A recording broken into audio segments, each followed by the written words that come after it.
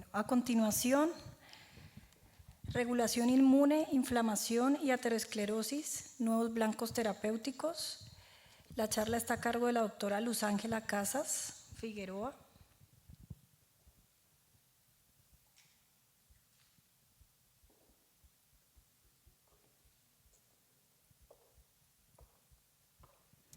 La doctora Casas es especialista en medicina interna y endocrinología. Ella es la jefe del servicio de endocrinología de la Fundación Valle de Lili. Es fellow del American College of Endocrinology. Es especialista en docencia universitaria. Además es la coordinadora de la especialización de endocrinología de la Universidad ICESI, profesora de la Universidad ICESI-ICES.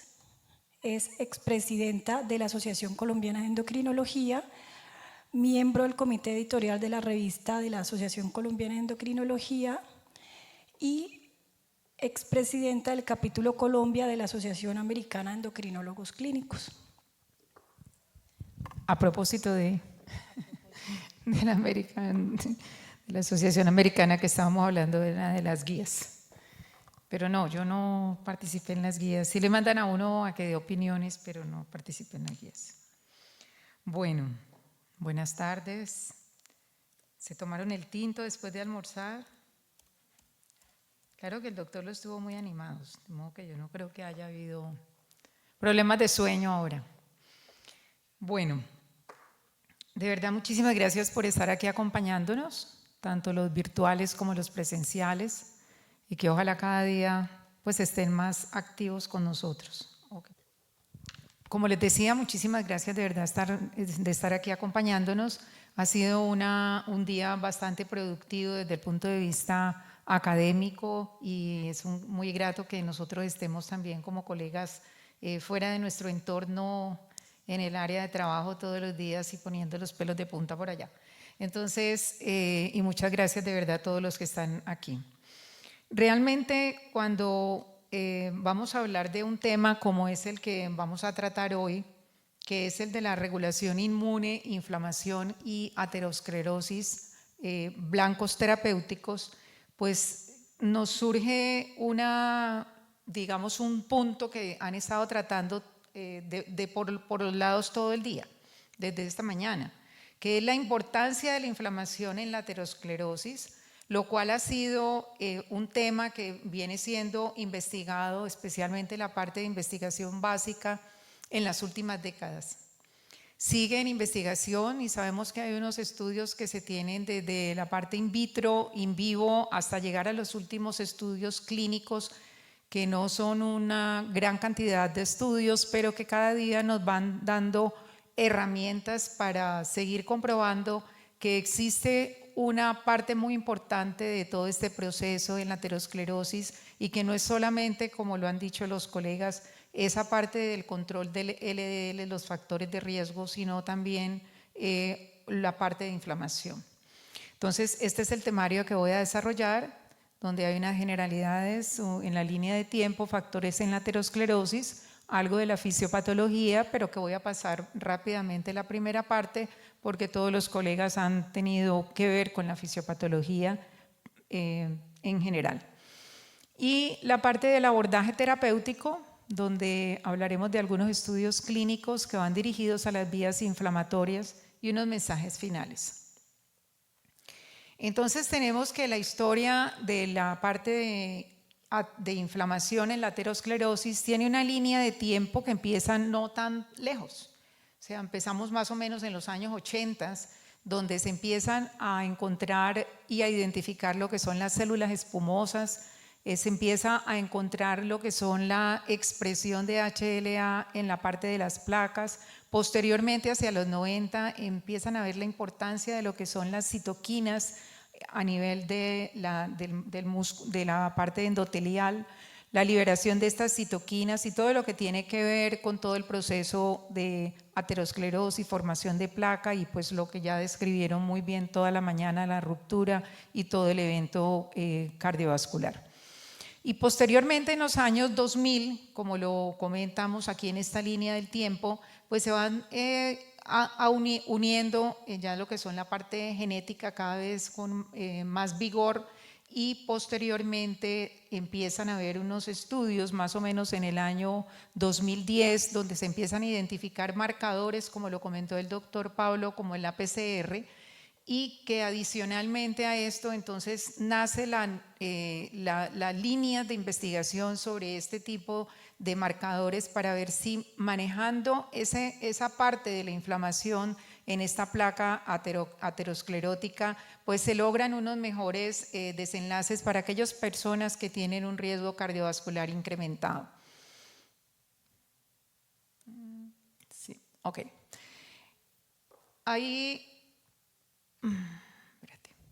existe entonces unos factores que hemos confluido aquí, que son los 4 pilares, los que ya se han dilucidado durante toda la mañana, los conocidos por todos nosotros en nuestra parte clínica, incluyendo pues las enfermedades de base, los factores de riesgo externos que pueden ser modificables, la parte del colesterol, en la parte del LDL, pero también surge entonces esa parte, lo que es el sistema inmune y la inflamación que tienen que ver con todo este proceso. ¿Qué tan común es el riesgo residual inflamatorio? Como ustedes lo ven y ya han nombrado estos estudios en algunas oportunidades en el día de hoy, como es el PROVIT y el IMPROVIT, donde ese 29, 30, 33% de los pacientes tienen esa parte de riesgo residual que puede ser adjudicada a la parte de la respuesta inflamatoria a nivel de la placa. Como vemos, entonces, en la inflamación en aterosclerosis va a jugar un papel muy importante diferentes tipos de células. Dentro de esas células está la activación del monocito macrófago, que muy bien lo dijo el doctor, cuando se hace todo el proceso de oxidación y de entrada pues a la parte endotelial de este LDL oxidado, y empieza y activa esta diferenciación de estos macrófagos. También empieza a haber una respuesta de respuesta inmune que puede ser la innata o la adquirida, y esto hace que se vuelva un proceso todavía aún más complejo en lo que es la formación de la placa. Pero hay unos componentes como son los que favorecen la aterosclerosis, otros componentes que pueden inhibir el proceso de aterosclerosis, como los vemos ahí en la diapositiva. Pero ¿quién de todas esas células tiene un papel súper importante? Es el macrófago. El macrófago no es solamente los que nosotros estamos acostumbrados cuando nosotros vemos las clases de inmunología, que el M1, que pasó de M1 a M2, sino una serie de diversidad de macrófagos que, dependiendo de diferentes estímulos, se van a diferenciar entre uno o el otro, y de acuerdo a eso pues ellos van a ser los que van a ayudar a producir todo lo que serían las interleuquinas y una serie de citoquinas. Pero también tienen unos cambios, tienen una gran plasticidad y tienen diferentes funciones. Ese macrófago también se acompaña con otra serie de estímulos, como lo habíamos visto, que es la respuesta linfocitaria. Entonces también aquí tenemos los linfocitos T o los linfocitos B en esta respuesta inmunológica, que van a tener algunos una respuesta proaterogénica y otros van a tener una respuesta ateroprotectora. Depende de lo que ellos estén en ese momento dando respuesta para poder que se produzca una mejora o un balance, o definitivamente no se dé un balance a nivel del endotelio vascular. Entonces, este tipo de respuesta, que es una respuesta que va a un desarrollo aterosclerótico, tiene unas vías que van de señalización, que voy a renombrar algunas, que son las que más estudios clínicos, estudios in vitro sobre todo, y que posteriormente también nos lo han demostrado algunos estudios clínicos, tienen y están en desarrollo en la parte de investigación. Uno es, como lo nombramos aquí, lo que son las interleuquinas. Por otro lado, también tenemos, que, dependiendo pues de la célula que estemos hablando, la liberación de algunas de ellas, pero también tenemos unos productos como son las proteínas, que son unas que son las PAN y las DAM, que de alguna manera van a estimular en la parte del macrófago lo que es el NLRP3, que es la parte del inflamasoma a nivel del macrófago. Y adentro de este macrófago se van a hacer una activación de unas caspasas que van a tener que ver también con la muerte temprana o no muerte temprana de los macrófagos, y también que tengan la capacidad de hacer todas sus funciones y que no empiecen a hacer un estorbo dentro del vaso y que empiecen a ser entonces parte de lo que será ya una placa aterosclerótica con daño pues a nivel de la parte de la vasculatura. Entonces, son unas células que son realmente centrales en el proceso de la aterosclerosis.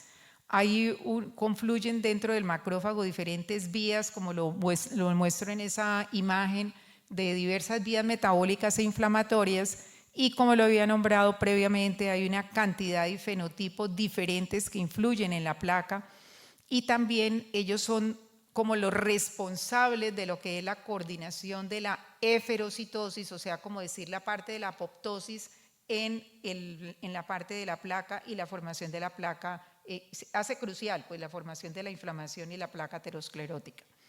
Hay una interleuquina, que es la interleuquina 6, de la que quería comentarles, que también ella viene, digamos que en la parte del macrófago que estábamos hablando, que se activaba todo lo que es el NLRP3, el inflamosoma, y se produce una secreción de interleuquina 1, que también en su proceso va a producir interleuquina 6, y que ellas, cuando las miden y las correlacionan con los niveles de la proteína C reactiva ultrasensible, podría de alguna manera darnos alguna información de lo que realmente está ocurriendo en lo que es la respuesta inflamatoria a nivel de la placa.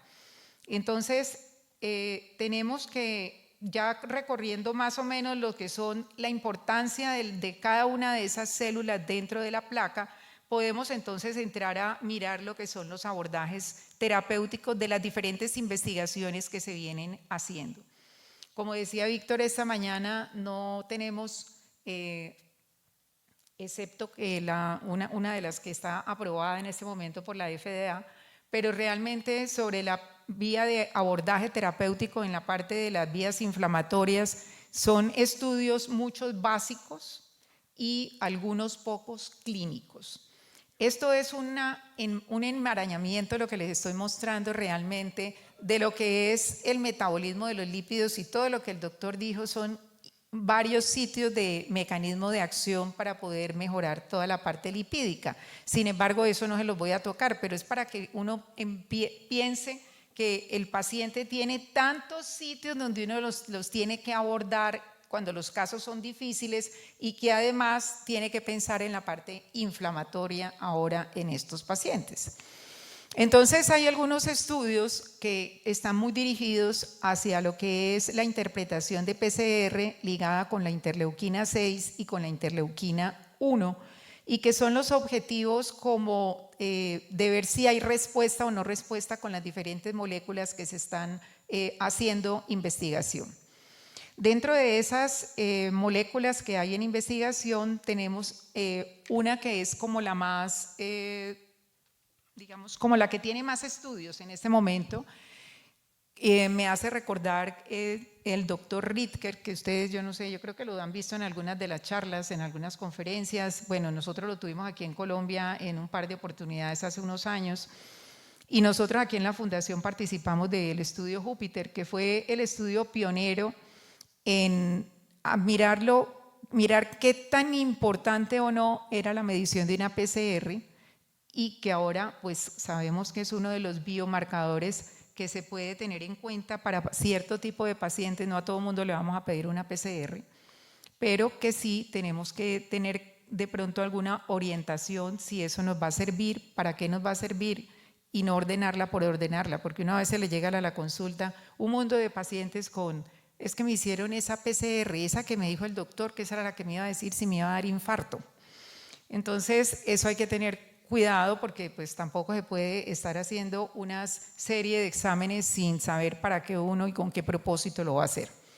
Entonces estábamos hablando de una molécula que es la que está de primera, que se llama la canakinumab. Esa molécula es la que tiene bastante más estudios que las otras, actúa en la parte de interleuquina 1 beta y también tenemos otras como el tocilizumab y otras que son muy comunes utilizadas por los reumatólogos como es el metrotexate, que actúan en la interleuquina 6. Estas son una abrebocas de todas las listado de todas las que vamos a ver. Como ustedes pueden ver aquí en la placa, nosotros vemos no solamente las que estábamos nombrando sobre el costado derecho que actúan sobre la interleuquina 1, el metrotexate que actúa a nivel de células T y también a nivel del macrófago. Están acá en el otro lado todas las que actúan en interleuquina 6, que es una lista larga. No quiere decir eso que ya de todas esas hayan estudios clínicos. O sea, hay unos que están en estudios en ratones y hay otras que están apenas in vitro y las otras poquitas que son de estudios clínicos. Y ustedes ven en la parte superior que también está la colchicina. La colchicina, que nosotros la hemos utilizado para otras patologías médicas, en estos últimos años, en estas últimas décadas, empieza a tener importancia en controlar un poco el proceso inflamatorio a nivel de la aterosclerosis. Estas son las diferentes aproximaciones terapéuticas.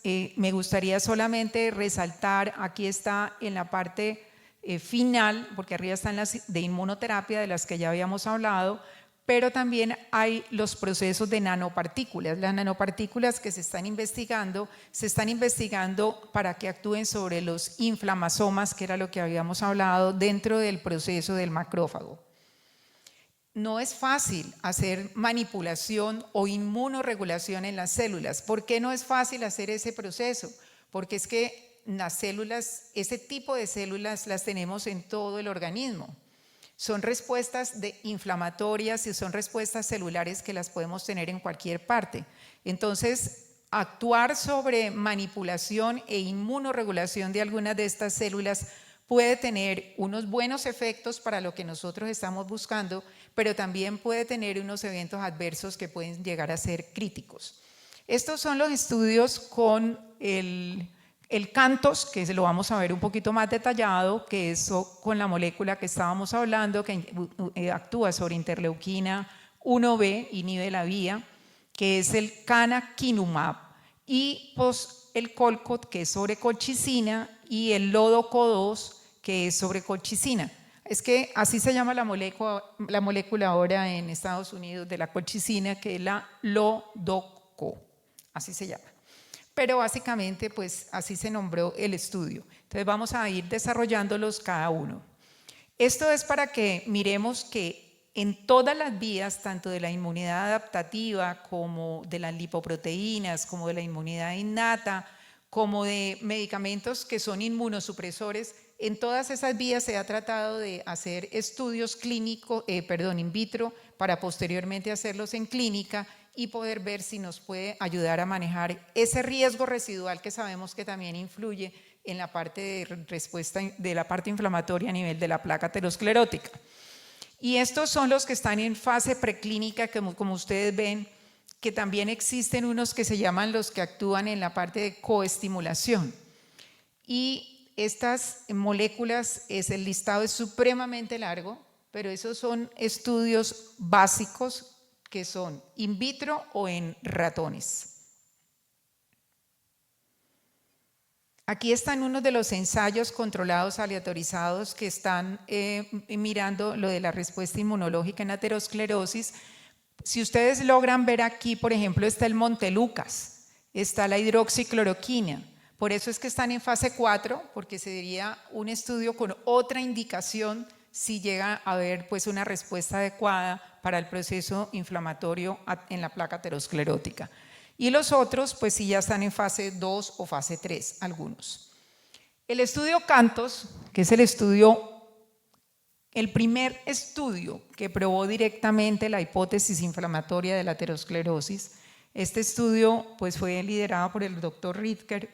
Fue un estudio a varios años muerte cardiovascular, y el secundario, el MACE, que era al MACE se le adicionaba lo de la angina inestable o que tuvieran necesidad urgente de hacer una revascularización o algún proceso pues, de este tipo de necesidad. ¿Qué se vio con esta molécula, con la canakinumab?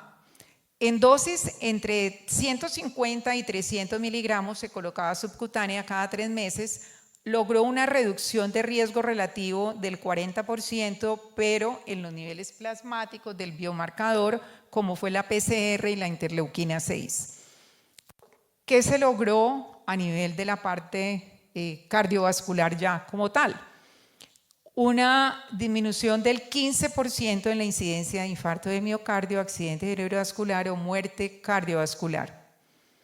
Y lo otro, que fue un punto por el cual seguramente la FDA también lo ha tenido frenado porque considera en este momento que aún no tienen la evidencia suficiente, pero también es por eventos adversos, porque hubo una discreta incremento de la mortalidad en el grupo de la molécula versus placebo.